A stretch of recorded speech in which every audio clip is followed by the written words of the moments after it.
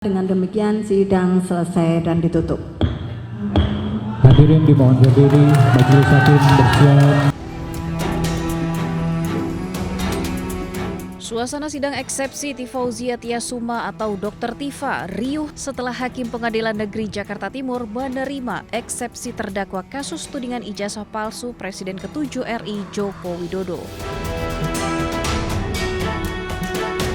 Dengan dikabulkannya eksepsi terdakwa, maka sidang Dr. Tifa yang didakwa melakukan tindak pidana fitnah dan pencemaran nama baik Presiden ke-7 RI Joko Widodo atas tudingan ijazah palsu tidak akan dilanjutkan ke tahap berikutnya. Memperhatikan ketentuan pasal 75 ayat 2 huruf B, ayat 3 dan pasal 206 ayat 1 Undang-Undang Nomor 20 Tahun 2025 tentang Kitab Undang-Undang Hukum Acara Pidana serta peraturan perundang-undangan lain yang bersangkutan, mengadili, menyatakan perlawanan dari tim advokat terdakwa tersebut diterima, menyatakan surat dakwaan penuntut umum nomor register perkara PDM-14-13-EOH-2-06-2026 tanggal 22 Juni 2026 atas nama terdakwa Tifauzia Tiasuma batal demi hukum. Memerintahkan pengembalian berkas perkara ini kepada penuntut umum, membebankan biaya perkara kepada negara. Hakim mengembalikan berkas perkara atas nama Dr. Tifa ke Jaksa Penuntut Umum dan membebankan biaya perkara kepada negara. Selanjutnya, Jaksa Penuntut Umum memiliki kesempatan untuk mengajukan perlawanan dengan menyusun ulang dakwaan. Tim Liputan iNews melaporkan.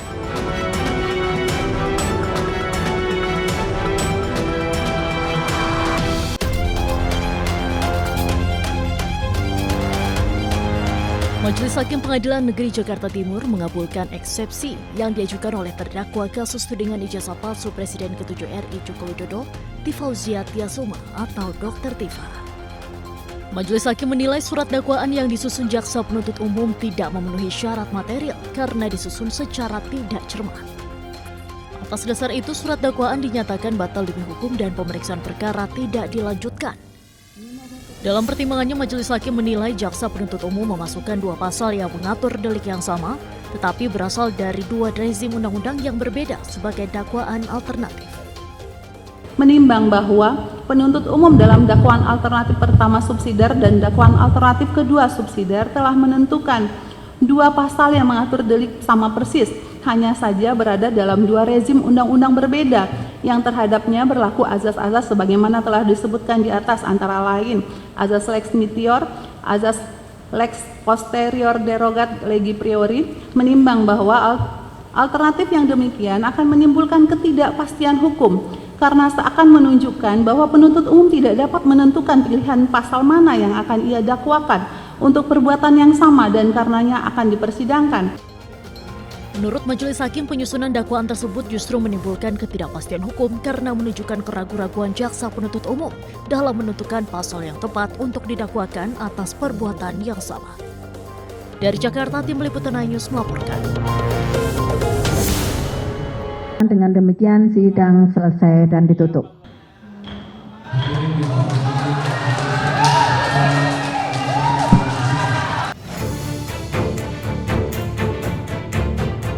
Majelis Hakim Pengadilan Negeri Jakarta Timur menerima eksepsi terdakwa Tifauzia Tiasuma alias Dr. Tifa dalam perkara pencemaran nama baik dan fitnah ijazah palsu Presiden ke-7 Republik Indonesia Joko Widodo pada Kamis pagi.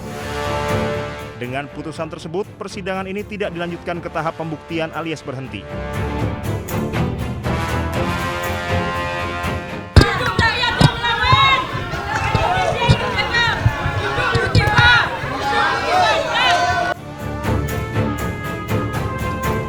Setelah mendengarkan pengucapan putusan, Dr. Tifa menyatakan putusan ini tidak menyurutkan langkahnya untuk membongkar perkara ijazah Jokowi. Tifa tetap akan berjuang membuktikan hasil penelitiannya mengenai ijazah Jokowi. Tifa menambahkan perjuangan ini merupakan bentuk komitmen dari awal dirinya bersama tim kuasa hukum termasuk Roy Suryo yang juga terseret kasus ijazah Jokowi.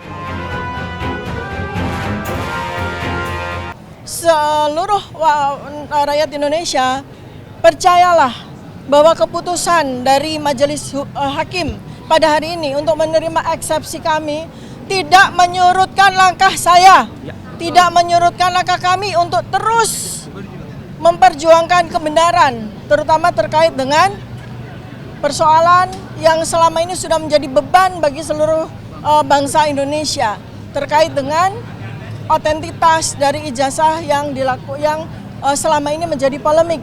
Sehingga apa? Sehingga ke depan kita tidak perlu harus menemui persoalan ini lagi pada presiden-presiden maupun pejabat-pejabat berikutnya. Ini yang paling pokok. Dengan batal demi hukum ini, apa yang dimaknai apa? Bahwa perkara ini tidak layak dipersidangkan. Ini bukan perkara pidana. Mau dibuat apapun pasti akan membingungkan kalau dibuat pidana. Bayangkan saja bagaimana kita tidak bingung. Adanya suatu wawancara dengan Aiman Wicaksono yang itu hanya dilakukan dalam bentuk pemusatan atau fokus pada foto, ya, itu dikatakan perbuatan pidana mengubah, merusak. Bagaimana? Ijazah yang otentik. Bagaimana? Sebelumnya, Majelis Hakim Pengadilan Negeri Jakarta Timur menerima eksepsi terdakwa Tifauzia Tiasuma alias Dr. Tifa dalam perkara pencemaran nama baik dan fitnah ijazah palsu Jokowi pada Kamis pagi. Persidangan ijazah ini tidak dilanjutkan ke tahap pembuktian. Majelis Hakim menyatakan berkas perkara Dr. Tifa beserta seluruh barang bukti harus dikembalikan kepada jaksa penuntut umum.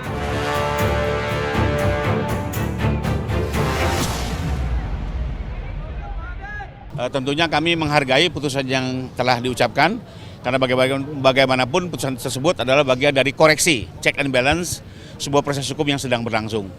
Sekalipun kalau kita cermati, yang dipersoalkan tadi adalah dakwaan dianggap batal demi hukum karena obscure libel, yaitu disebabkan karena ada penggunaan pasal KUHP lama dan KUHP baru secara dalam sebuah dakwaan subsidiar. Ya. Jadi kalau kita cermati ini lebih kepada persoalan penggunaan pasal KUHP lama dan KUHP baru dalam sebuah dakwaan subsidiar yang menurut majelis itu menyebabkan dakwaan kabur. Nah, terhadap putusan seperti ini, pihak jaksa biasanya nanti akan memperbaiki konstruksi pasalnya, ya, disesuaikan dengan amanah dalam putusan tersebut dan kemudian nanti jaksa bisa mengajukan kembali dakwaan ke persidangan. Jadi kembali lagi ini lebih kepada koreksi dari bentuk dakwaan yang dianggap obscure libel dan tidak berkaitan dengan terhentinya perkara. Ini perkara tetap bisa berlanjut dan jaksa tinggal memperbaiki dakwaannya. Demikian. Pengacara Hotman Paris Hutapea resmi mengundurkan diri sebagai kuasa hukum tersangka dugaan korupsi dan TPPU di PT Asabri Febri Adriansyah. Keputusan ini diambil agar Hotman dapat fokus memulihkan kesehatan pasca operasi saraf terjepit yang dinilainya kian memburuk. Hotman menjelaskan pemulihan kesehatannya terganggu karena memaksakan diri kembali bekerja sebelum masa istirahat 2 minggu pasca operasi bius total di Singapura pada 9 Juli 2026.